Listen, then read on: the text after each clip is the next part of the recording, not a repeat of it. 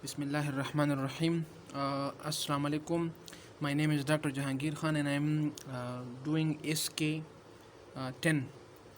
तो चौथा पेपर कर रहे हैं और ये उसका सेकंड हाफ है चौथे पेपर का, और हम कर रहे हैं फेब्रुअरी के MCQs। तो ये इसके साथ मेडिसिन के जो फेब्रुअरी के पेपर्स हैं वो ख़त्म हो जाएंगे।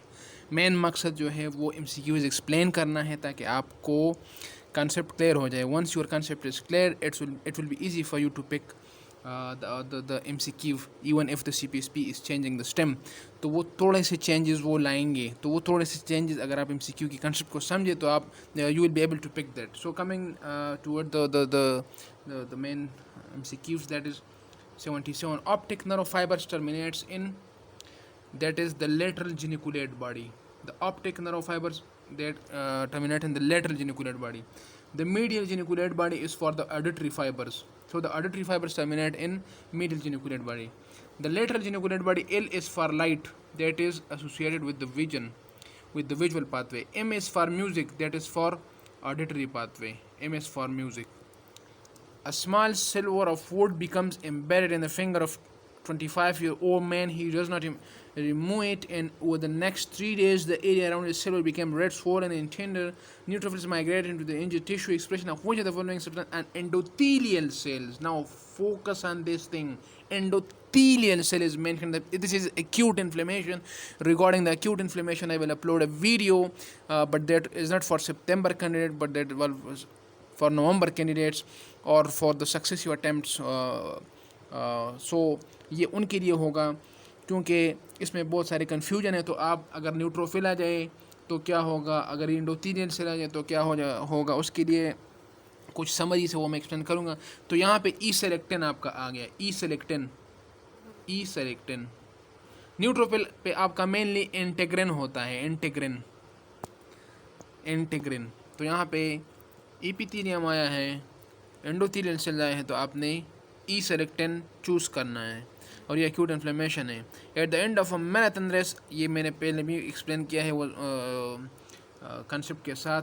मैराथन रेस जब आपका ख़त्म हो गया तो पर्सन जो है वो पीक पे होता है एक्सरसाइज के, हैवी एग्जर्शन है, हैवी एग्जर्शन के साथ आपका इंसुलिन कम हो जाता है क्योंकि ग्लूकोज जो है वो स्केलेटल मसल में बग़ैर इंसुलिन के एंटर हो जाता है। यहाँ पे स्ट्रेच चैनल्स होते हैं, जब आपका मसल स्ट्रेच होता है तो डायरेक्टली ग्लूकोज एंटर होता है। इसलिए कहते हैं कि डायबिटिक पेशेंट को वर्जिश करनी चाहिए, क्योंकि उनका ग्लूकोज जो है वो स्ट्रेच जो चैनल्स है, स्ट्रेच सेंसिटिव जो चैनल है उसके थ्रू, स्केलेटल मसल के थ्रू के अंदर चला जाता है, उसके लिए इंसुलिन की ज़रूरत नहीं होती, तो उनका शुगर कम हो जाता है। इसलिए कहते हैं कि एक्सर्शन फॉर 30 मिनट्स और just brisk walk 5 days a week in 30 minutes a day। तो ये इसलिए कहते हैं। और आपका ग्लूकेगान जो है वो हेवी एक्सरसाइज के बाद इसलिए बढ़ता है कि आपकी सिंपैथेटिक स्टिमुलेशन साथ में हुई होती है, और दूसरा आपका ग्लूकोज कम हो जाता है ना, वो आपके सेल के अंदर से जाता है तो ग्लूकोगान रिलीज हो जाता है ताकि ग्लाइकोजिनोलाइसिस करे।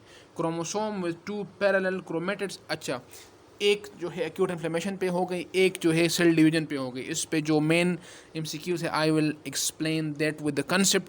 तो यहाँ पे आपके जो 2 क्रोमेटिड्स हैं, 2 सिस्टर क्रोमेटिड्स, तो ये कहाँ पे बनते हैं, ये आपके प्रोपेज में बनते हैं। एक दूसरा MCQ जो बार बार रिपीट होता है कि इक्वेटोरियल प्लेट पे जब आपके सारे क्रोमोसोम अरेंज होते हैं तो ये कौन सा है, तो ये आपका मेटापेज है। आगे बढ़ते हैं।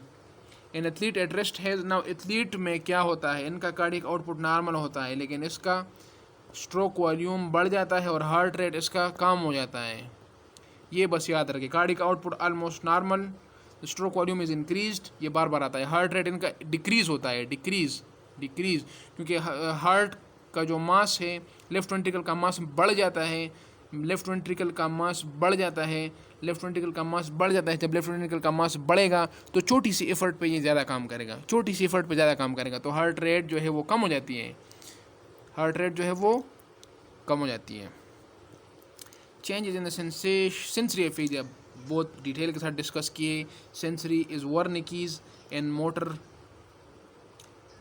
Is Broca's is motor, Wernicke's sensory. Detail के साथ डिस्कस कर चुका हूँ प्रीवियस वीडियोज़ में. You can watch it on my channel. A 45-year-old man present with inability of feel heat or cold on the left side of the body. On examination, there is a loss of vibration, position, sense, deep touch, and motor function of the right lower limb. So what is? तो ये clear cut scenario है. आपका left side पे जो है वो temperature loss है. तो पेन या टेम्परेचर अगर एक साइड पे लास्ट है और दूसरे साइड पे आपका मोटर फंक्शन भी लास्ट है और डार्सल कॉलम फंक्शन भी लास्ट है. तो ये सपोज आपका स्पाइनल कार्ड है, तो इसमें यहाँ पे आपका ये वाला पूरा पोर्शन चला गया. इसको ब्राउन सिक्वर्ड बोलते हैं, हाफ स्पाइनल कार्ड सिंड्रोम भी बोलते हैं. तो यहाँ से आपका ये पोर्शन अगर इंटीरियर पोर्शन चला गया, ये वाला इंटीरियर, तो मोटर सिस्टम आपका नीचे चला गया. अगर एंटीरोलेटरल चला गया तो आपका पेन और टेम्परेचर जो कंट्रालेटरल से यहाँ पे असेंड होते हैं. और जब आपका ये डार्सल चला जाए तो इसके प्रोप्रियोसेप्शन, वाइब्रेशन और ये चीज़ें आपकी चली जाती हैं. लेकिन इसके साथ एक और MCQ नोट करें. At the site of lesion मतलब स्पाइनल कार्ड में जहाँ पे लेजन है, सपोज L4 पे लेजन है, तो क्या होगा? लोअर मोटर न्यूरॉन साइन आपको मिलेंगे. Below the site of lesion आपको अपर मोटर न्यूरॉन साइन मिलेंगे. बस ये याद रखिए. सपोज L4 पे आपका कट है स्पाइनल कार्ड का, तो आपका लोअर मोटर न्यूरॉन लेजन कहाँ पे होंगे? L4 पे होंगे. और नीचे इससे क्या होंगे? L3, L2 या L1 पे, sorry L5, L6, L7, L1 तो ऊपर होगा ना, L1, L2, L3, L5, L6, L7. नीचे क्या होगा? यहाँ पे आपका लोअर मोटर न्यूरॉन साइन आ गए, यहाँ आपके अपर मोटर न्यूरॉन साइन आ गए. क्योंकि L4 वाला जो स्पाइनल कार्ड है ये इसको कंट्रोल कर रहा था. जब इसका ऊपर फंक्शन ख़त्म हो गया तो इस पे क्या आएगा? इस पे अपर मोटर न्यूरॉन साइन आएंगे, इस पे लोअर मोटर. तो at the side of lesion you are having lower motor neuron signs. Below the side of lesion you are having upper motor neuron sign. और ब्राउन सिक्वर्ड में आपका एक side से pen और टेम्परेचर लास्ट होते हैं और एप्सिलेटर पे मोटर लास होगा और प्रोप्रियोसेप्शन, वाइब्रेशन यानी डार्सल कॉलम वाले चीज़ें लास्ट होंगी. और इसमें आपका हाफ स्पाइन. अच्छा, टिबिस डार्सेलस में क्या होता है? नाम से जाहिर है आपका डार्सल कॉलम जो है वो उड़ जाता है. तो डार्सल कॉलम में क्या है? डार्सल कॉलम में लेट्स सपोज आपका स्पाइनल कार्ड है, तो डार्सल कॉलम में आपके proprioception, vibration, 2 point discrimination, fine touch, ये आपके चले जाएंगे. लेकिन आपका इंटीरियर कार्ड वो स्पेयर हो गया, तो आपका मोटर और पेन और टेम्परेचर वो नॉर्मल होंगे. पेन, टेम्परेचर, मोटर नॉर्मल होंगे. इसको ज़रा समझिए, इस कंसेप्ट को समझिए. आपका पेन नॉर्मल है, मोटर नॉर्मल है, पेन नॉर्मल है, टेम्परेचर नॉर्मल है, लेकिन आपका vibration, position, sense, proprioception, 2 point discrimination, fine touch आपका चला गया. तो ये टिबिस डॉर्सेलस है. अच्छा, सिरिंगोमाइलिया में क्या है? सिरिंगोमाइलिया सपोज ये आपका स्पाइनल कार्ड है, तो ये जो है लेटरली जाता है. ये सपोज सिरिंग्स क्या होता है? Fluid filled space. तो ये यूजुअली सर्वाइकल रीजन में होते हैं. ये पोस्टीरियरली नहीं जाता, ये लेटरली जाता है. जब ये लेटरली जाता है तो लेटरली ये क्या करता है कि लेटरली आपके कौन से फाइबर हैं? पेन और टेम्परेचर को. तो ये पेन और टेम्परेचर इफेक्ट करेगा. पेन और टेम्परेचर, आपका मोटर सिस्टम आपका ठीक रहेगा, आपका डार्सल कॉलम ठीक रहेगा.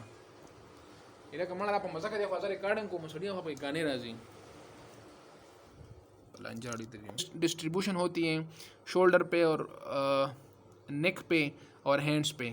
तो और इसमें आपका प्रोप्रियोसेप्शन, वाइब्रेशन, 2 पॉइंट डिस्क्रिमिनेशन और आपका मोटर सिस्टम आपका ठीक रहेगा, क्योंकि आपके ये सिर्फ लेटरल पोर्शन को इन्वॉल्व करते हैं. सीरिंग्स इस तरफ जाता है, ना इंटीरियरली जाता है, ना पोस्टीरियरली जाता है. पोस्टीरियर आपका डार्सल कॉलम सेफ रहेगा. यहाँ पे सिर्फ पेन और टेम्परेचर आपके प्रिजर्व रहेंगे. आपका जो पोर्शन इफेक्ट होगा वो टिबिस डार्सेलस में आपका पेन और टेम्परेचर जाएगा. डार्सल कॉलम प्रिजर्व रहेगा और इंटीरियर कॉलम प्रिजर्व रहेगा. इंटीरियर लेटर आपका उड़ जाएगा. सिरिंगोमाइलिया में पोस्टीरियर कार्ड सिंड्रोम और इंटीरियर कार्ड सिंड्रोम. तो पोस्टीरियर कार्ड सिंड्रोम में ये आपका सपोज स्पाइनल कार्ड है, तो पोस्टीरियर कार्ड सिंड्रोम में आपका ये उड़ गया, पोस्टीरियर पोर्शन आपका सारा उड़ गया. और इंटीरियर कार्ड सिंड्रोम में आपका इंटीरियर पोर्शन उड़ गया. और हाफ स्पाइनल कार्ड जो है वो आपका यूजुअली ब्राउन-सिक-वर्ड हो गया। तो ब्राउन-सिक-वर्ड जो है वो इस तरह होता है और पोस्टीरियर कार्ड सिंड्रोम इसका। एंटीरियर पोस्टीरियर कार्ड सिंड्रोम में आपका यूजुअली कौन से सेंसेशन लास्ट होंगे? पोस्टीरियर कार्ड में आपका डार्सल कॉलम जाएगा, डार्सल कॉलम। तो अगर डार्सल कॉलम है तो आपका पोस्टीरियर कॉलम जाएगा। और इंटीरियर कॉलम में कौन से चीज़ें जाएंगी? इंटीरियर कॉलम में आपका मोटर सिस्टम प्रीडोमिनेंटली जाएगा, आपके मोटर सिस्टम प्रीडोमिनेंटली जाएगा। डार्सल कॉलम और posterior card syndrome posterior spinal artery की वजह से होता है, पोस्टीरियर स्पाइनल। और ये जो है इंटीरियर कार्ड सिंड्रोम जो इंटीरियर स्पाइनल आर्टरी इन्फेक्शन की वजह से होता है। आगे बढ़ते हैं। Primary fastest conduction fibers are A alpha, उसके बाद ए बीटा, उसके बाद ए डेल्टा। अगर पूछे फास्ट पेन फाइबर, ये अलग चीज़ है, फास्ट पेन फाइबर ये फिर ए डेल्टा है। लेकिन अगर पूछे फास्टेस्ट कंडक्शन तो फिर ए अल्फ़ा है, दोनों में फ़र्क है। स्लो पेन किस में जाएगी? सी फाइबर में जाएगी। स्लो पेन सी फाइबर में जाएगी। आगे बढ़ते हैं। Free nerve endings are concern with, तो नाम से जाहिर है pain. Free nerve endings are pain. Diabetic patient and hypertensive, diabetic and hypertensive present with BP. अच्छा, तो drug of choice for hypertension and diabetes is ACE inhibitor, captopril. तो क्या हो गया? कैप्टोप्रिल हो गया। क्या हो गया? कैप्टोप्रिल हो गया। अगर ड्राई कफ डेवलप करे तो फिर क्या है? ARBs है, पिर्लोसार्टेन हो गया या वेलसार्टेन हो गया, वेलसार्टेन हो गया या लोसार्टेन हो गया, लोसार्टेन हो गया। आगे बढ़ते हैं। पेम्पेनिफॉर्म प्लेक्सेस इंग्वाइनल कैनाल में है। Diabetic compared to year. अच्छा, इंसुलिन आपने दे दिया तो उस पर क्या असर होगा? इंसुलिन की वजह से आपका सोडियम पोटाशियम पंप एक्टिवेट हो जाता है, तो आपका पोटाशियम अंदर चला जाता है, तो ये हाइपोकलीमिया करता है। जब हाइपोकलीमिया करता है तो हाइपोकलीमिया कौन सी मेटाबॉलिक एब्नॉर्मलिटी करता है? Metabolic alkalosis. डिटेल के साथ मैंने एक्सप्लेन की है इन my previous lecture. It causes metabolic alkalosis, क्योंकि आपका जब बाहर पोटाशियम कम हो जाता है तो पोटाशियम जब एक्स्ट्रा सेलुलर में कम होगा तो ये कहाँ से रिप्लेस होगा? ये सेल से रिप्लेस होगा। जब सेल से रिप्लेस होगा तो पोटाशियम अंदर जाएगा, हाइड्रोजन अंदर जाएगा। जब हाइड्रोजन अंदर आ जाएगा तो आपका हाइड्रोजन जो है वो कम हो जाएगी एक्स्ट्रा सेलुलर स्पेस में। जब हाइड्रोजन कम हो जाएगी तो आपका पीच बढ़ेगा और ये अल्कलोसिस करेगी, और ये अल्कलोसिस करेगी। तो यहाँ पे क्या आएगा? Increase pH. Health belief model is patient perception of disease and outcome. Patient is suffering from terminal range of ovarian cancer will not survive the ask you to keep it secret. Patient ने आपको बता दिया है कि किसी को बताना नहीं है। Few weeks later her son and daughter, तो आपने उनको बिल्कुल नहीं बताना। लेकिन अगर हाँ अटेंड पेशेंट आपको अलाउ करे तो yes you can say. A patient has a cardiac cycle of 0.3 और हार्ट रेट इसका 75 है, तो heart rate is increase to 2 to 5। What will be the duration of cardiac cycle? तो इसको देख लो, 75 पे जो है वो 0.3 इसका ड्यूरेशन है। अगर आपने इसका हार्ट रेट बढ़ा दिया 225, मतलब 3 टाइम्स इंक्रीज़ आ गया, तो आपको पता है जब हार्ट रेट इंक्रीज़ होगा तो कार्डियक साइकिल की ड्यूरेशन कम होती है, तो इसको 3 पे डिवाइड करो तो 0.1 आता है। तो answer is 0.1। Major finding in glycogen storage disease. जब आपका ग्लाइकोजन स्टोरेज डिजीज़ है तो आपके लिवर से ग्लूकोज निकल नहीं सकता। जब ग्लूकोज निकल नहीं सकता तो क्या होगा? ग्लाइकोजन जमा होगा तो हाइपोग्लाइसीमिया होगी और हेपेटोमेगेली होगी। Simple is that. 35-year-old male diabetic patient presented to OPD with the complaints of glycosuria। तो यहाँ पे याद रखें, जब ये डायबिटिक पेशेंट है, इसका प्रॉक्सिमल कन्वोल्यूटिव ट्यूब्यूल हो गया, डिस्टल हो गया, ग्लूकोज कहाँ पे एब्जॉर्ब होती है? प्रॉक्सिमल में। लेकिन उसके लिए एक थ्रेशोल्ड है, जब उस थ्रेशोल्ड से बढ़ जाए ये ग्लूकोज इधर पे, तो फिर यूरिन में अपेयर होगा। तो इसमें क्या है? He can not absorb glucose from PCT में उसका जो है ग्लूकोज एब्जॉर्ब नहीं हो रहा, क्योंकि ग्लूकोज इतना ज़्यादा है, क्योंकि सारे नेफ्रॉन उसके सैचुरेट हो गए हैं। सारे नेफ्रॉन सैचुरेट हो गए हैं। जब सारे नेफ्रॉन सैचुरेट हो जाए तब ग्लूकोज यूरिन में शुरू हो जाता है। ट्रू रिगार्डिंग मियोसिस इज, तो इसमें एक्सचेंज ऑफ जेनेटिक मटेरियल होती है। एक्सचेंज ऑफ जेनेटिक, इसको क्रॉसिंग ओवर बोलते हैं। तो crossing over take place in B, exchange of genetic material. और इस एक्सचेंज की वजह से फादर वाले फीचर जो है वो भी आ सकते हैं, मदर वाले भी आ सकते हैं। आगे बढ़ते हैं। Which analgesia is the best in acute pancreatitis. तो एक्यूट पेनक्रेटाइटिस के लिए जो करंट गाइडलाइंस है उसमें तो मॉर्फिन है। पहले कहा जाता था कि ये स्पेंक्टर फंक्शन जो है वो इसके जो है वो ज़्यादा हो जाते हैं, तो पेनक्रेटाइटिस को ये और सवेयर करता है। लेकिन as far as the keys of CPSP are concerned, I think CPSP के कीज़ जो है वो रिवाइज नहीं होते और ये पुराने वाले चल रहे होते हैं। तो आपने पिथिडीन ही पिक करना है, पिथिडीन ही पिक करें। P for pancreatitis. A 35-year-old man presented with the complaints of gradually progressive low back pain which was associated with the stiffening and also heavy uveitis. जब आपका लोअर बैक में स्टिफनेस आ गई और आपकी I read हो गई तो ankylosing spondylitis HLA-B27 already discussed in my previous video in details. तो कन्फर्मेशन ऑफ डायग्नोसिस ये प्रीवियस में मैंने बता दिया था. अभी एमआरआई है confirmation, most accurate most confirmatory वो एमआरआई है. प्रीवियसली बता चुका हूँ. Best initial X ray lumbosacral spine है, best initial X ray lumbosacral spine है. और next best step after lumbosacral spine is HLA-B27 है, लेकिन मोस्ट कन्फर्मेटरी आपका एमआरआई है. Diabetic patient fall while climbing stair, head tilts to the left side. इसी MCQ पे मेरे एक्स्ट्रा अकुलर मसल्स के मेरा वीडियो मौजूद है, उसमें मैंने सारे मसल्स का एक्शन बताया है, सारे मसल्स को मैंने डिमॉन्स्ट्रेट किया है, क्योंकि यहाँ वीडियो पे मैं यहाँ पे मैं डिमॉन्स्ट्रेट नहीं कर सकता. ये एक अलग वीडियो है. If you are interested to know about which nerve is damage and what is the effect of tilting, तो वहाँ से आप देख सकते हैं. यहाँ पे राइट सुपीरियर है, क्योंकि आपका सपोज ये सपोज आपका स्पाइनल कार्ड हो गया, तो राइट फोर्थ नर्व है वो यहाँ से निकलती हैं. और हेड टिल्टिंग तो आपने बस इसमें ये फोकस करना है, जिस तरफ नर्व डैमेज है टिल्टिंग उसकी अपोजिट होगी. बस ये याद रखिए, जिस तरफ नर्व डैमेज है. अब मैं डिटेल में और नहीं जाना चाहता. ये टिल्टिंग क्यों होती है, क्योंकि आपका आई एक्सटर्नली रोटेट होता है. जो सुपीरियर ओब्लिक है ना, वो नॉर्मली क्या करता है, वो internally rotate the eyeball, internal intorsion करता है and causes abduction and downward. So it moves the eye outward and downward. जब ये आपका इफेक्ट होगा तो आपकी आई पर कहाँ जाएगी, अपवर्ड एंड आउटवर्ड. तो जब आपका अपवर्ड एंड आउटवर्ड चला गया तो आपका इमेज जो है वो अपोजिट बन रहा है. तो उस इमेज को न्यूट्रलाइज करने के लिए रोटेट करता है, ताकि उसकी आई बाल तो इंटार्ट नहीं होती, तो अपना सर इंटार्ट करता है. तो अपने सर की इंटॉर्शन की वजह से उसकी आई जो है वो रोटेट हो जाती है. Right superior oblique. बस आप यहाँ पे ये रट्टा कर लें कि सुपीरियर ओब्लिक में जो है टिल्टिंग अपोजिट साइड को होती है. टिल्ट टू लेफ्ट तो राइट नर्व डैमेज होगी, और न्यूक्लियस लेफ्ट वाली डैमेज होगी. न्यूक्लियस लेफ्ट वाली, क्योंकि ये स्पाइनल कार्ड है. Right fourth nerve left nucleus, left fourth nucleus से निकलती है. तो अगर आपका ये चला गया तो लेफ्ट फोर्थ न्यूक्लियस और राइट फोर्थ नर्व, और टिल्टिंग टुवर्ड द न्यूक्लियस होती है और अपोजिट फ्रॉम द नर्व. आगे बढ़ते हैं. Patient had fracture of surgical neck.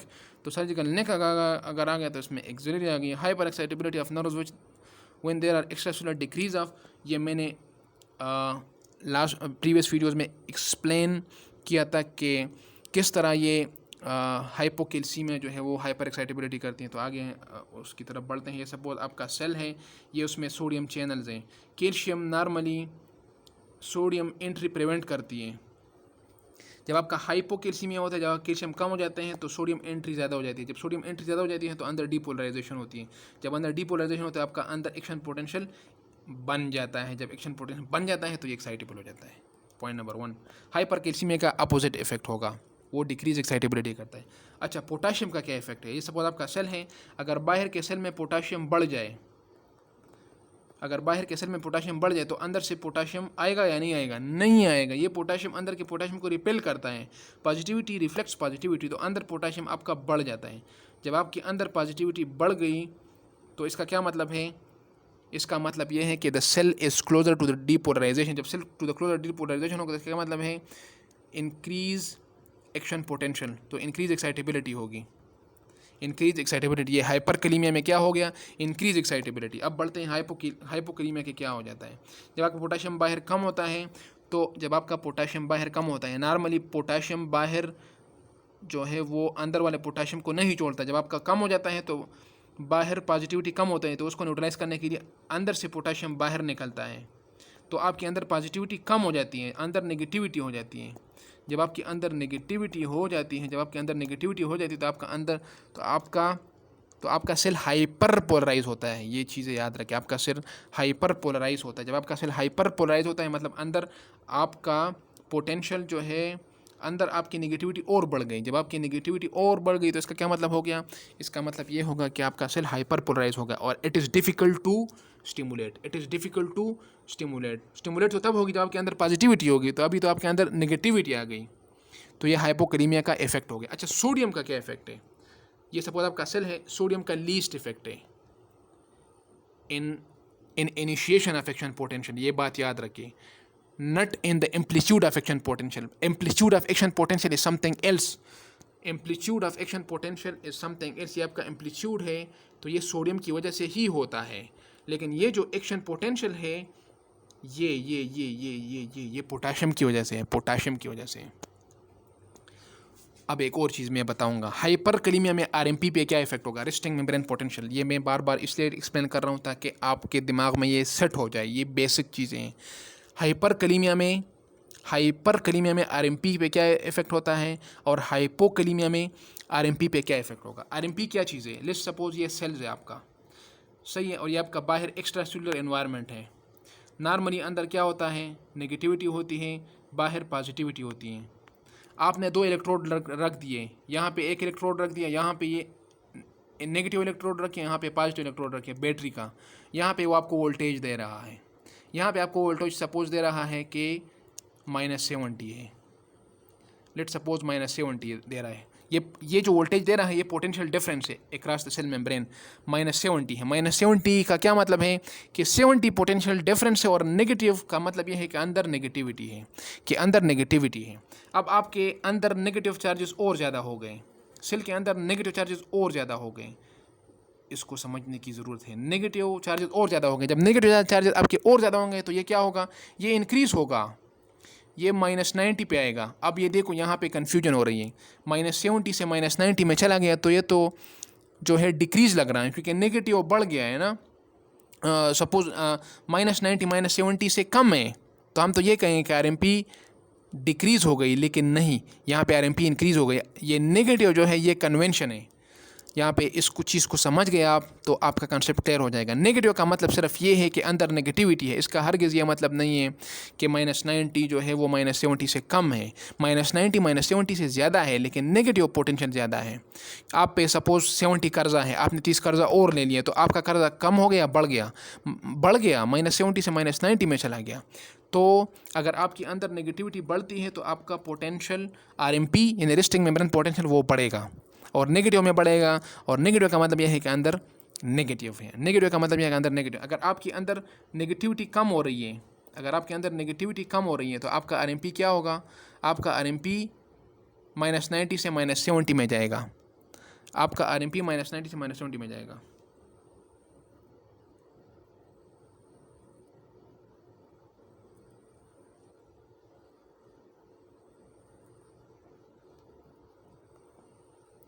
तो आरएमपी आपकी क्या हो रही है, आरएमपी आपकी कम हो रही है.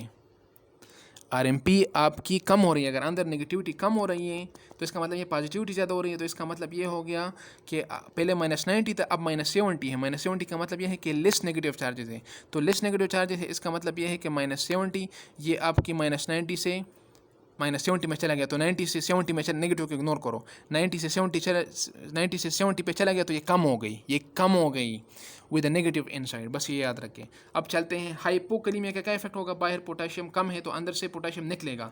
जब अंदर से पोटेशियम निकलेगा तो अंदर नेगेटिविटी ज़्यादा होगी. जब अंदर नेगेटिविटी ज़्यादा होगी तो अभी हमने बात कर दी, जब अंदर नेगेटिविटी ज़्यादा होगी तो आपका आरएमपी बढ़ेगा.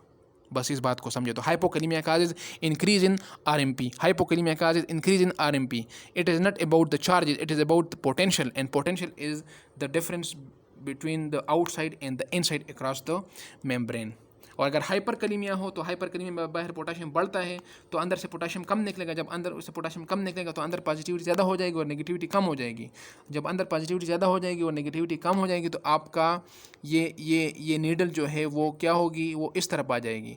तो 90 से 60 में चला जाएगा. तो जब 90 से 60 में ये चला गया तो ये आपका माइनस को गोली मारो, फिगर को देखो, 90 से 60 में चला गया तो ये आरएमपी आपकी कम हो रही है, तो hyperkalemia causes decrease in RMP और hypokalemia causes increase in RMP. और जब आरएमपी बढ़ती है तो it is difficult to stimulate the cell. जब आपकी आरएमपी बढ़ती है, अब आपका अंदर एक्शन पोटेंशियल बढ़ता है तो it is difficult to stimulate the cell. ये एक अनदर एमसीक्यू है.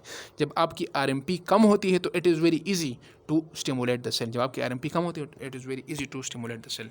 आगे बढ़ते हैं. Nerve stimulation is more difficult to create action potential. हाँ, आ गई बात. Hypokalaemia and the height of action potential is decrease due to hyponatraemia. क्योंकि आपका जो एम्पलीट्यूड है ये सोडियम अंदर आ रहा है तो बढ़ रहा है. जब आपके सोडियम नहीं आ रहे या कम आ रहे हैं तो फिर ये कम होगा। आगे बढ़ते हैं। Diabetic patient taking oral hypoglycemic drug complains of abdominal fullness, तो ये डायबिटिक गैस्ट्रोपैरेसिस है, उसके लिए हम प्रोकाइनेटिक देते हैं, मेटोक्लोप्रामाइड अगर वो नहीं है तो डोमपिरिडोन, अगर वो नहीं है तो एरिथ्रोसिन, एरिथ्रोमाइसिन 2 अगर से एंटीबायोटिक है लेकिन मोटिलिन रिसेप्टर पे इसका एक्शन है और मोटिलिटी इंक्रीज करती है। आगे बढ़ते हैं। Hormone acting through CMP pathway, TSH stratified cuboid epithelium is present in the lining duct of salivary gland. A male present with STD present with a burning maturation from 5 days, yellow discharge and is afebrile. So STD है और burning maturation है और yellow discharge है, तो chlamydia है, chlamydia. और Treponema पेलाइडम में आपको जो है वो सिफिलिस है, उसमें आपको शंकर मिलेगा आपको, देयर इज़ एन अल्सर। और हर्पीज़ में आपको वेसिकल्स मिलेंगे, मल्टीपल वेसिकल्स। आगे बढ़ते हैं। Decrease pressure in carotid sinus will cause, यहाँ पे ये बार बार पूछते हैं कि डिक्रीज फायरिंग, जब आपकी हाइपोटेंशन होती है तो आपका स्ट्रेच नहीं होगा। लेट्स सपोज ये आपका आयोटा है, जब आपका ये स्ट्रेच होगा तो ये इम्पल्स जाएगी ना, इंक्रीज फायरिंग। जब ये स्ट्रेच नहीं होता तो डिक्रीज फायरिंग होगी, बस ये याद रखिए। हाइपोटेंशन में डिक्रीज फायरिंग होती है, जब डिक्रीज फायरिंग होती है तो अंदर क्या होता है, अंदर से फिर सिंपैथेटिक एक्टिवेट होता है, पैरासिम्पैथेटिक इनहिबिट होता है। जब सिंपैथेटिक एक्टिवेट होगा तो ये क्या करता है, हार्ट रेट को इंक्रीज करता है। In septic shock which of the following is raise, तो सेप्टिक शॉक में आपका प्लाज्मा रेक्टेट इंक्रीज होगा। मैं प्रीवियस एक वीडियो में मैंने शॉक को एक्सप्लेन किया है। The only shock in which cardiac output is increase is the septic shock, बस ये याद रखिए। The only shock in which the cardiac output is increase is the septic shock, and the only shock in which there is bradycardia, the only shock in which there is a bradycardia, that is neurogenic shock, आगे बढ़ते हैं। True about spinal nerves, so leave the intervertebral foramina, a pregnant, so RH अगर mother RH positive है तो baby में कोई chances नहीं है, तो क्योंकि एंटीबॉडी तब बनेंगे जब मदर RH नेगेटिव हो। जब एंटीबॉडी नहीं है तो आपकी ये डिजीज़ नहीं है। Young lady presented with complaints of fever and productive cough, she was diagnosed with a case of Staph aureus pneumonia. तो एक्सरे में अगर आपको नमूनिया था और अभी एयर फ्लूइड लेवल बन गया तो this is abscess formation, staph aureus top पे रखिए। Which one tumour marker is present in ovarian CA, तो CA125 है, CA125 है। आगे बढ़ते हैं। Propranolol is contraindicated in chronic attack of bronchial asthma, क्योंकि ये एस्थमा में आपकी बीटा रिसेप्टर जो है वो ब्लॉक करते हैं और बीटा रिसेप्टर पे ब्रोंकोडाइलेशन होती है। तो जब आपकी बीटा रिसेप्टर ब्लॉक है तो ब्रोंकोडाइलेशन नहीं होगी। Phaeochromocytoma is the following feature except it arises from the embryonal nerve cell, तो ये एक्चुअली कहाँ से डिराइव होते हैं, ये मेडुला से डिराइव होते हैं, जो कि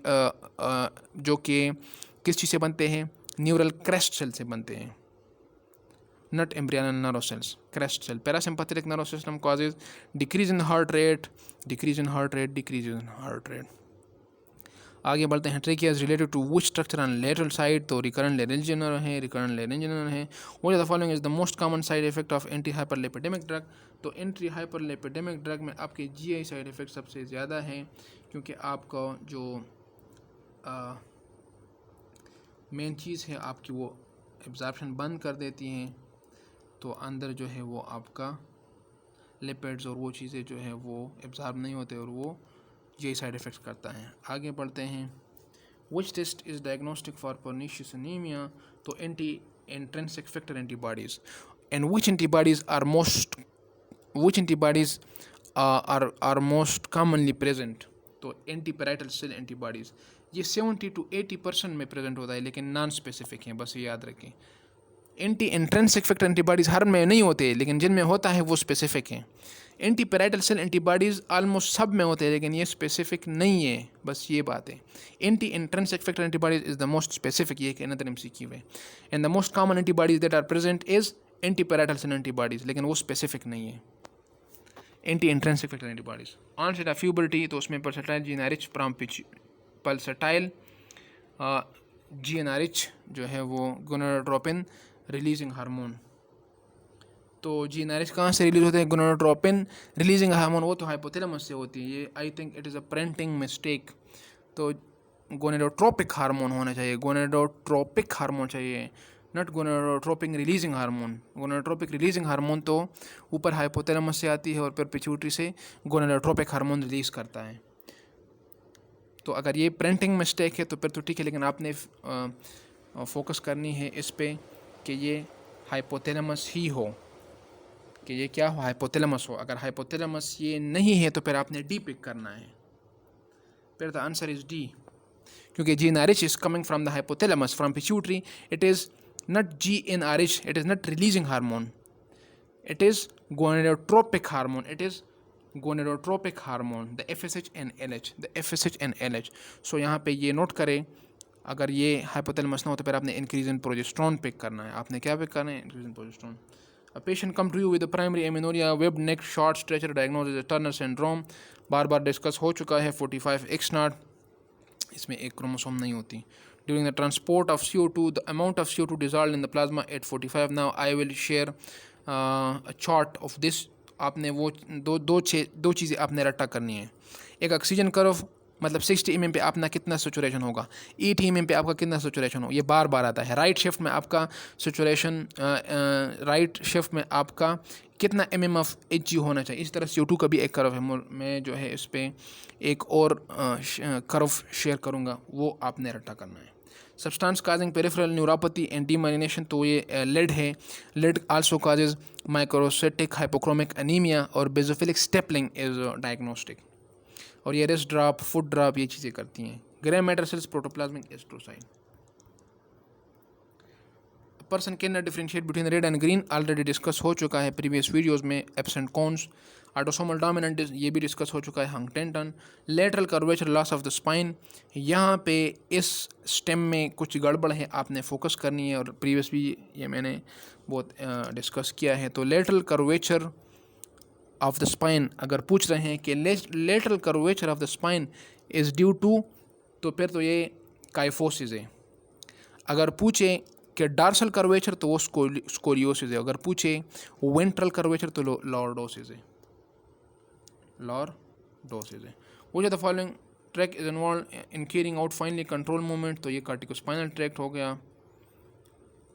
कार्टिकोस्पाइनल ट्रैक्ट ये एग्जैक्ट की है एक MCQ की जो गिना की है। Female delivered a baby and she was started on warfarin, and ये जो है प्रोटीन C डिफिशिएंसी है। यहाँ पे मैं, अगर आप ये MCQ आपसे यहाँ पे भी पूछेंगे, ये IMM में भी पूछेंगे, ये वार्ड में भी पूछते हैं कि why do you give heparin with warfarin. हम जब किसी पेशेंट को वारफरीन पे स्टार्ट करते हैं तो हम 3 to 5 डेज़ के लिए हेपरिन स्टार्ट करते हैं। जब INR आपका 2 to 3 बन जाता है, फिर हेपरिन को स्टॉप कर देते हैं और वारफरीन कंटिन्यू करते हैं। ये क्यों, इसका मैं पूरा कंसेप्ट आज एक्सप्लेन करूँगा। ये सपोज आपका लेवर है, वारफरीन यहाँ पे क्या करता है, 2, 7, 9, 10 इनहिबिट करता है, लेकिन ये प्रोटीन C और प्रोटीन S को भी इनहिबिट करता है, इन दोनों को। अब वारफरीन का एक क्वेश्चन ये भी है कि इसका डिलेड इफेक्ट क्यों आता है, आफ्टर 48 आवर्स इसका इफेक्ट क्यों आते हैं। और INR हम डेली क्यों नहीं करते, every 3rd and 4th day, इसलिए करते हैं क्योंकि इसका एक्शन जो है वो 3rd और 4th डे पे आता है। Point number 1। पॉइंट नंबर 2, इसका एक्शन जो है प्रीवियसली फॉर्म्ड जो आपके फैक्टर्स है उसको ये कुछ नहीं कहता। It prevents the further formation of clotting factors. ये चीज़ें आप नोट करें, मेरी हर बात एक MCQ है। It does not have a role in already form clotting factors, it prevents the further formation of the clotting factor. Point number 1। Point number 2, why don't we check INR daily, because the clotting factors are released after every 48 to 72 hours। तो ये असल में formation of clotting factor को decrease करता है। तो अब आपने आज डोज दे दिया तो प्रीवियसली क्लॉटिंग फैक्टर जो बन गए वो तो बन गए, उस पर उसका कुछ इफेक्ट नहीं होता, आपका INR में चेंज नहीं आएगा। आपने 3rd डे पे कर दिया तो उसका आपका जो रिस्पांस है 3rd डे पे मिलेगा। तो आपका ये MCQ भी क्लियर हो गया। अब आते हैं कि हम इसको हेपरिन क्यों देते हैं। अब आपके ब्लड में ऑलरेडी 2, 7, 9, 10 दौड़ रहा है, और प्रोटीन C और प्रोटीन S भी दौड़ रहा है। अब लिवर से कुछ नहीं आ रहा, लिवर से आपकी फार्मेशन बंद हो गई। अब ये एंटीकोएगुलेंट है, ये प्रोकोएगुलेंट है और ये एंटीकोएगुलेंट है, इसको समझने की ज़रूरत है। ये आपके कोएगुलेशन करता है, ये 2 कोएगुलेशन इनहिबिट करता है, लेकिन इनका हाफ लाइफ बहुत कम है, इस बात को समझने की ज़रूरत है। इसका हाफ लाइफ बहुत कम है, इसलिए लिवर कॉन्स्टेंटली प्रोड्यूस करता है। लेकिन अभी आपने दोनों चीज़ें ब्लैक की हैं, ऊपर कोएगुलेंट और नीचे एंटी कोएगुलेंट, इनकी बैलेंस होना चाहिए। अभी आपका सी और एस का हाफ लाइफ कम है तो ये दोनों चले गए, लिवर से कुछ नहीं आ रहा, ये दोनों चले गए। अब ब्लड में आपका क्या रहता है 2, 7, 9, 10। इसका हाफ लाइफ बहुत ज़्यादा है। जब इसका हाफ लाइफ बहुत ज़्यादा है तो आप ब्लड में आपकी क्या होगी, प्रोकोएगुलेंट स्टेट होगी। आप वारफरीन दे रहे हैं एंटी कोएगुलेंट, लेकिन इनिशियल डेज में आपकी जो ऑलरेडी क्लॉटिंग फैक्टर्स ब्लड में थे उसमें सी और एस चला गया हाफ लाइफ की कमी की वजह से। अब जो बाकी चीज़ें रहते हैं वो क्या करता है, वो कोएगुलेशन करता है। तो it is a hyper coagulable state in the first 72 hours. तो ये क्या करता है, ये कोएगुलेशन करता है। और कहाँ पे करता है, स्किन में करता है, स्किन में करता है। कहाँ पे करता है, स्किन में नेक्रोसिस करता है, स्किन नेक्रोसिस। और यहाँ पे जो ताई पे उसको पेच बना है ये भी उस वजह से है। तो आप जब हेपारिन देते हैं तो क्या हो जाता है, अब यहाँ पे देखें, हेपारिन जो है वो आपका एपीटीटी बढ़ा देता है, हेपारिन आपका एपीटीटी बढ़ा देता है और आपका फैक्टर 10 इनहिबिट हो जाता है, फैक्टर 10 आपका गान हो जाता है। जब आपका फैक्टर 10 इनहिबिट होगा तो फैक्टर 10 क्या करता है, प्रोथ्रोम्बिन को थ्रोम्बिन में कन्वर्ट करता है, और थ्रोम्बिन क्या करता है, फाइब्रिनोजन फाइब्रिन, और उससे क्लॉट बनता है। तो आपकी ये दो स्टेप्स नहीं होंगे क्योंकि आपका फैक्टर 10 नहीं है। तो इस वजह से हम हेपारिन देते हैं, इसको ब्रिजिंग थेरेपी कहते हैं। Bridging, why the warfarin is bridged for the first 3 days with heparin, this is the reason, this is the reason, protein C and S deficiency. और अगर किसी बंदे में प्रोटीन सी है ही नहीं कंजेनेटली तो उसमें तो ज़्यादा चांसेस है थ्रोम्बोसिस के, थ्रोम्बोसिस के। एक और एमसीक्यू आता है, पेशेंट को क्लॉट बन गया, आप क्लेक्सेन दे रहे हैं और उसका एपीटीटी नहीं बढ़ रहा, क्लेक्सेन दे रहे हैं लेकिन उसका एपीटीटी नहीं बढ़ रहा, आपने डोज डबल कर दी, ट्रिपल कर दी, 5 टाइम, लेकिन फिर भी उसका एपीटीटी नहीं बढ़ रहा। तो इसकी रीज़न है anti thrombin 3 deficiency, anti thrombin 3 deficiency. क्यों, क्योंकि हेपारिन इसको एक्टिवेट करता है। जब ये एक्टिवेट होगा तो फिर ये जो है थ्रोम्बिन को ब्लड से रिमूव करता है। The antithrombin 3 is activated by heparin and the clexane, and then the antithrombin 3 removes the thrombin, which exerts its anticoagulant effect. जब आपका antithrombin 3 नहीं है तो आपका APTT नहीं बढ़ेगा और आपका ट्रीटमेंट फेलियर होगा। सेंसरी चेंजेस इन स्पेसिफिक डर्माटोमा या हर्निएटेड, तो ये स्पाइनल नर्व या पोस्टीरियर रूट को करेगा, क्योंकि सेंसरी चेंजेस है ना, मोटर चेंजेस तो नहीं बता रहा, सेंसरी चेंजेस है, तो ये पोस्टीरियर रूट को इफेक्ट करेगा। In CRF the following occurs, आगे बढ़ते हैं, सीआरएफ में क्या होता है, plasma CO2 tends to low. CRF में क्या होता है, आपकी एसिडोसिस होती है, क्रोनिक एसिडोसिस, और CO2 क्या है, वो भी एसिड है। तो इसका कंपेंसेशन क्या है, लंग्स को मैसेज मिलता है कि आप हाइपर वेंटिलेट करो। तो जब हाइपर वेंटिलेट होगा तो CO2 वाश ज़्यादा होगी और ब्लड में CO2 कम होगी, is a compensation for metabolic acidosis. अच्छा, स्पेसिफिक ग्रेविटी पे क्या असर होगा CKD में, स्पेसिफिक ग्रेविटी आपकी तब बढ़ेगी जब आपकी डेंसिटी ज़्यादा होगी, डेंसिटी आपकी तब बढ़ेगी जब आपकी वाटर एब्जॉर्प्शन ज़्यादा होगी। बस ये चीज़ समझ ले, यू आर डन। जब आपकी वाटर एब्जॉर्प्शन ज़्यादा होगी तो नीचे आपका जो चीज़ है वो कंसनट्रेटेड होगी, और जब वो कंसनट्रेटेड होगी तो वो उसकी स्पेसिफिक ग्रेविटी ज़्यादा होगी। अब आपके जो ट्यूबुल्स है वो काम नहीं कर रहे, उसमें एब्जॉर्प्शन कुछ नहीं हो रहा, जो आ रहा है जा रहा है, आ रहा है जा रहा है, तो ये डाइल्यूट होगा या कंसनट्रेटेड, आंसर इज डाइल्यूट होगा। जब ये डाइल्यूट होगा तो इसकी स्पेसिफिक ग्रेविटी कम होगी। वाटर इनटेक जो है वो 1 लीटर है, 1 लीटर पर डे, लेकिन it depends upon clinical urine output पर डिपेंड करता है। अगर आपका यूरिन आउटपुट 500 आ रहा है तो आप 1 लीटर देंगे, तो 1 लीटर या इससे ज़्यादा देंगे तो वो एक्यूमुलेट होगा, एडेमा करेगा। तो आप क्या देंगे, 500 + 200, तो आप 700 देंगे। या अगर आपको लग रहा है कि लॉस ज़्यादा हो रहा है स्वेटिंग के थ्रू तो आप ज़्यादा भी कर सकते हैं, लेकिन ये आउटपुट के हिसाब से हम देते हैं, ये आउटपुट के हिसाब से हम देते हैं। हाइपोनेट्रीमिया, हाइपोनेट्रीमिया की करेक्शन में आप क्या करते हैं, पेशेंट को हाइपोनेट्रीमिया है और आप उसको करेक्ट करना चाहते हैं और उसका यूरिन आउटपुट क्या है, 700 है। तो ये याद रखें, अगर आउटपुट उसका 700 आ रहा है और आप उसको, क्योंकि हम कहते हैं ना कि आप किसी बंदे को हाइपोनेट्रीमिया है और आप बाहर से और वाटर दे रहे हैं तो ये हाइपोनेट्रीमिया को क्या करेगा, वर्स करेगा। तो हाइपोनेट्रीमिया में आप कहते हैं वाटर रिस्ट्रिक्शन करनी चाहिए। तो कितनी वाटर रिस्ट्रिक्शन, तो आउटपुट को देख लें, तो आपने इससे कम देना है, लेस देन 700। अगर आप इससे कम देंगे तो आपकी हाइपोनेट्रीमिया वर्स नहीं होगी, अगर आप इसे कम देंगे तो हाइपोनेट्रीमिया वर्स नहीं होगी। ये क्लिनिकल पॉइंट था। प्रेग्नेंट लेडी विद बाइल बहुत बार डिस्कस हो चुका है, GGT. Malignancy most important feature metastasis, अगर वो नहीं है तो फिर invasion. A person working in a stone polishing and sand blasting, तो इसमें सिलिका होता है, silicosis. Which organism causes meningitis secondary to pyogenic, तो पायोजेनिक लंग एप्सिस आप आ गया तो स्टेप्लोकोकाई हो गया, बाकी यूजुअली एप्सिस नहीं बनाते। Accommodation reflex is absent lesion which are the following area, तो इस पे फोकस करें। ये कॉर्टेक्स है, अकोमोडेशन है, लाइट रिफ्लेक्स नहीं है। लाइट रिफ्लेक्स जो है यूजुअली आपका मिड ब्रेन उसमें चला जाता है, एडिंगर विस्वाल और प्रीटेक्टल, वो चीज़ आपकी चली जाती है। अकोमोडेशन में आपका कॉर्टेक्स, ये बस दो याद रखें, अकोमोडेशन में आपका कॉर्टेक्स, लाइट में आपका mid brain. Stylohyoid nerve supply is facial nerve, facial nerve, facial nerve, facial nerve. A patient had injury to the tibial part of the sciatic nerve, but he is still able to flexion on the knee because of, तो ये भी बार बार repeat हो गया है, इसको जो है वो आप रट्टा करें। Short head of bicep femoris, short head of bicep femoris.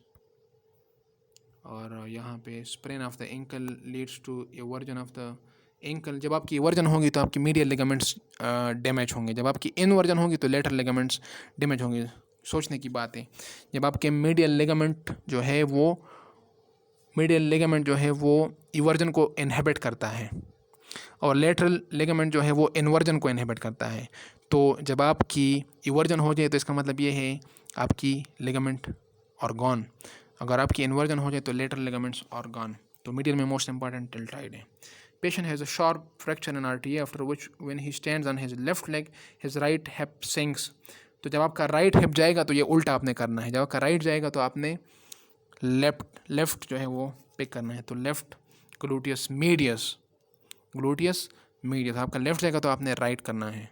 अगर दोनों है मीडियस और मिनिमस तो दोनों पिक करने हैं, both left gluteus medius and minimus. अगर दोनों नहीं है तो आपने फिर मीडियस करना है, it is not Maximus, medius. 40-year-old woman and abdominal diagnosis biliary colic, morphine के साथ आप क्या दोगी, तो मार्फिन के साथ आपने हायोसिन देना है क्योंकि ये एंटीकोलिनर्जिक है और आपका स्मूथ मसल स्पाज्म रिलीव करता है। वो the following most commonly cause bronchogenic carcinoma, तो टोबैको स्मोकिंग है। मोस्ट कॉमन का ट्यूमर बाय एस्बेस्टोसिस, ये देख ले, ब्रोंकोजेनिक या लंग्स ये हैं। Most common cause of lungs ये तो स्मोकिंग है। मोस्ट कॉमन काज ऑफ मेसोथेलियोमा है तो एस्बेस्टोसिस है। Smoking worker in tyre factory, तो टायर फैक्ट्री में आपका क्या है, बोथ है। अगर टोबैको स्मोकिंग और टायर दोनों है तो फिर वो, अगर वो नहीं है तो फिर टोबैको स्मोकिंग। और प्लास्टिक फैक्ट्री वर्कर में क्या है, तो पी को उल्टा करो तो आपका बी आएगा, ब्लैडर सी करता है। मैकेनिज्म ऑफ एक्शन ऑफ एसीटोजुलामाइड, तो एसीटोजुलामाइड जो है वो कार्बनिक एनहाइड्रेस को इनहिबिट करता है, तो आपका बाइकार्ब लॉस होगा। जब आपका बाइकार्ब लॉस होगा तो ये एसिडोसिस करेगा। ये एक और एमसीक्यू है। एसीटोजुलामाइड काजेज एसिडोसिस, जब एसिडोसिस होगी आपकी पीएच कम होगी और हाइड्रोजन आपका इंक्रीज होगा। तो यहाँ पे C reduced excretion of hydrogen and increase sodium and potassium ion secretion. Middle meningeal artery is transmitted through foramen spinosum. Middle meningeal artery if ruptured, तो डिटेल के साथ डिस्कस किया है। Epidural renin secretion increases by hyperkalemia. Normal looking girl came to you with primary amenorrhea. On examination she has blind vagina, normal vulva, scanty pubic and axillary hair, normal breast, absent uterus. So इसमें 46XY आएगा। तो ये androgen insensitivity syndrome है, androgen insensitivity syndrome. इसमें आपका androgen तो बन गया है लेकिन वो रिसेप्टर पे काम नहीं कर रहा। जब वो रिसेप्टर पे काम नहीं कर रहा तो ये तो लड़का है, जीनोटिपिकली लड़का है, फिनोटिपिकली लड़की है, फिनोटिपिकली लड़की है। अच्छा, कंजेनिटल एड्रिनल हाइपरप्लेजिया में क्या होता है, वो इसका अपोजिट है।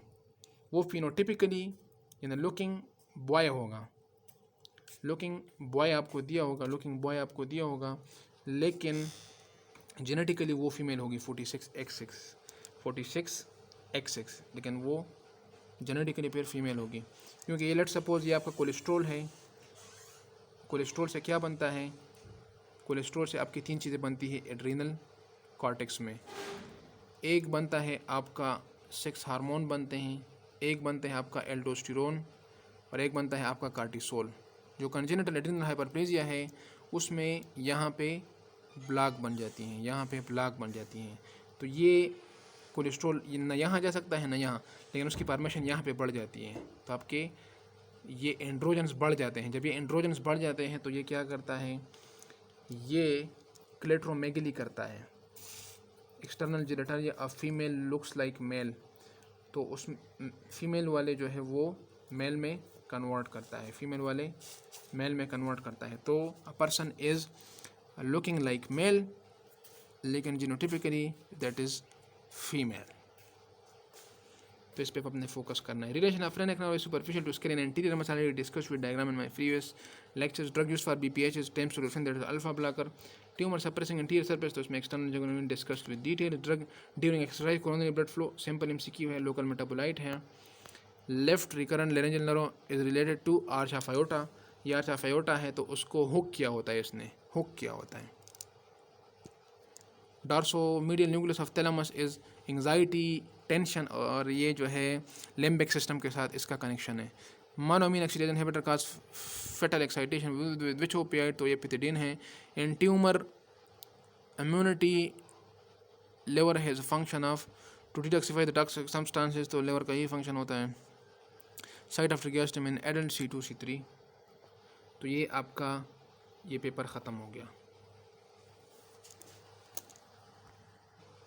आपका 45 mm पे आपका CO2 कंटेंट कितना है, 45 mm पे आपका CO2 कंटेंट कितना है, तो ये ऑलमोस्ट आपका 40 हो गया, ये आपका 45 हो गया। तो ये आप देख लें, यहाँ इसको सामने ले जाए तो यहाँ पे आपका क्या आ रहा है, यहाँ पे 10 है तो यहाँ पे आपका 5 आएगा, तो ऑलमोस्ट 2.5 to 3 आ रहा है। और वहाँ भी आंसर यही ही है, वहाँ भी आंसर यही ही है। ऑक्सीजन डिसोसिएशन कर्व में भी आपका इस तरह एक ग्राफ होता है, वो आप गूगल करें कि 40 पे कितना होता है, 60 पे कितना होता है, 70 पे।